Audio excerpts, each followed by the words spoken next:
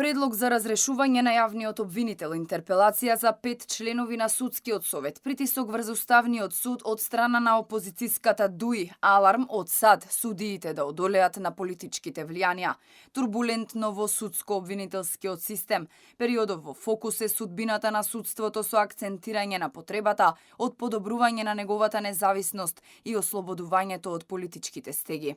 Во контекст на сите овие случувања, власта настојува да ги започне реформите во судството, обидувајќи се да го подобри неговото функционирање и да ја зајакне довербата на граѓаните. Паралелно со постапката за разрешување на јавниот обвинител Љупчо Коцевски, тече и процесот за гласање доверба на членовите на судскиот совет кои се избрани од собранието. Седницата е закажана за во вторник, а премиерот Мицкоски не сака да влијае на одлуката што треба да ја донесат пратениците. Членовите на судскиот совет тие нека се терат својата работа, парламентот си има своја работа. Да почекаме да дојде предметот пред пратениците, па дури потоа можеме да коментираме што е тоа што ќе се разговара и ќе се дебатира и кои се тие аргументи со кои што практично ќе се оспорува или демантира изјавата или ставот на Коцевски.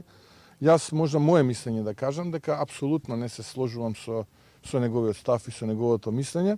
Министерот за правда Игор Филков претходно го стокми предлогот за разрешување со кое го терети Коцевски за пристрасност и судир на интереси, нарушени меѓучовечки односи во обвинителството, но и корупција.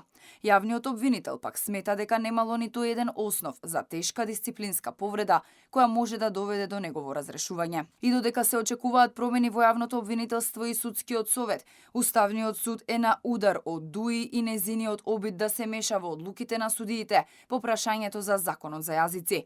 Мицкоски не е изненаден од ваквата реторика на ДУИ, бидејќи како што вели, во минатото биле навикнати да им наложуваат на одредени судии каква одлука да донесат. Тие се навикнати, обвинители, судии, издружно заедно со претходните нивни коалициони партнери во власта, тоа е СДСМ, да во рамките на партиските седишта ги креираат политиките на поединци во обвинителството и судството. Мораме да внимаваме, бидејќи не се сите судии и обвинители дел од таа структура. Тоа се поединци. Точно знаеме кои се тие поединци. Инаку, амбасадорката на САД Агелер се сретна со првиот човек на Уставниот суд Дарко Костадиновски.